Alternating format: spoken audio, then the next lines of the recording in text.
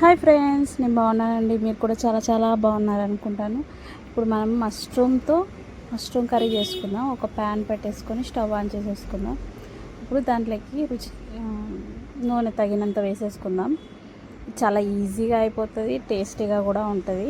ఒక 2 table spoons oil వేసేసుకొని కొన్ని పోపు గింజలు వేసేసుకోవాలి. ఆనియన్ కూడా కట్ చేసి పెట్టుకున్నాను. ఒక 3 ఆనియన్స్ తీసుకున్నాను. పోపు గింజలు కూడా వేసేసాను. వేగిపోయింది, బాగా వేగాయి. చిటపటామన్నాక ఆనియన్ కూడా యాడ్ చేసేసుకుందాం. మనము సన్నగా కట్ చేసుకున్న ఆనియన్ని బాగా మిక్స్ చేసేసుకొని వేయించుకోవాలి. బ్రౌన్ కలర్ వచ్చేంత వరకు మనం ఆనియన్ని బాగా వేయించుకోవాలి. దీంట్లోనే కొద్దిగా చిటికెడ సాల్ట్ వేసేసుకుంటే మనకు తొందరగా బ్రౌనిష్ కలర్లో ఆనియన్స్ వస్తాయి.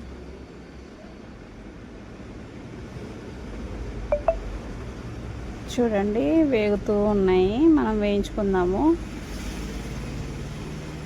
కర్రీ అయితే సూపర్గా వస్తుంది. ఫస్ట్ టైం నేనైతే మా ఆడపడుచు వాళ్ళ పాప చేస్తే తిన్నాను. అదే ఫస్ట్ టైము. మళ్ళీ అది తర్వాత ఇంటికి వచ్చాక ఒక 3-4 టైమ్స్ ట్రై చేశాను. చాలా బాగా నచ్చింది. అప్పటి నుంచి కంటిన్యూగా చేస్తున్నాను.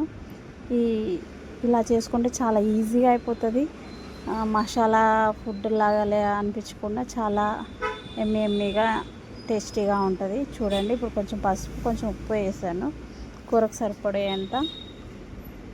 ఇవి వేగాక టమాటాలు కూడా కట్ చేసి పెట్టుకుంటాం కదా, టమాటాలను కూడా యాడ్ చేసేసుకోవాలి.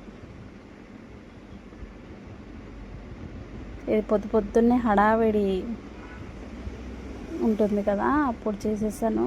అందుకే కొంచెం అడగంటేసింది నా కర్రీ అయితే. మీరు అలా చేసుకోకుండా పక్కనే ఉండి కొంచెం చేసుకోండి. కొంచెం అటు సైడ్ రైస్ పెట్టేశాను.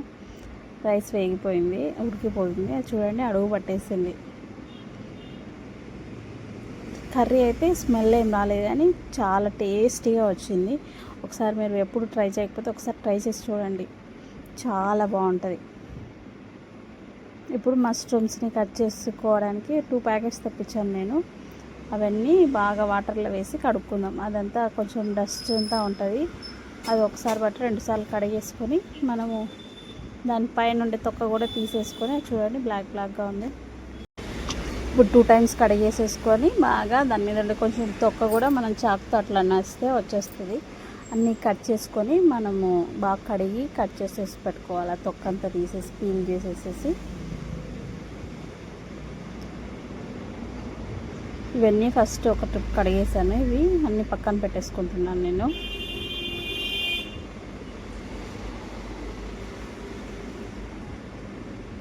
మర్చిపోయాను రైస్ మిక్స్ చేయడము, అందుకని గరిటె తీసుకోవడానికి వెళ్ళాను. రైస్ కూడా అయిపోవచ్చింది. ఇప్పుడు లంచ్ బాక్స్ పెట్టాలి, దానికోసం అని తొందరగా చేస్తున్నా. బాగా కడిగేసేసి ఇప్పుడు పక్కకు తీసేసుకున్నాం. ఇవన్నీ రుద్ది ఏం కడగని అవసరం లేదు, డస్ట్ పోనిచ్చేసుకుంటే సరిపోతుంది. చూడండి, వాటర్ ఇలా వచ్చాయి.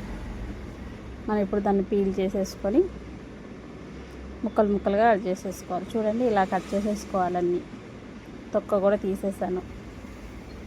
అన్నీ ఇలా కట్ చేసేసుకొని ఇప్పుడు టమాటా మనం వేసాం కదా, దాంట్లో వేసేసుకోవాలి.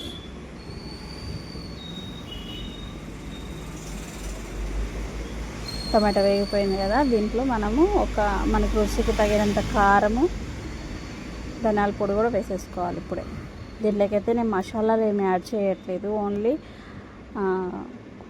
కారపొడి, ధనియాల పొడి, కొంచెం జీరా పొడి, అంతే. అంతకుమించి ఏం వేయట్లేదు.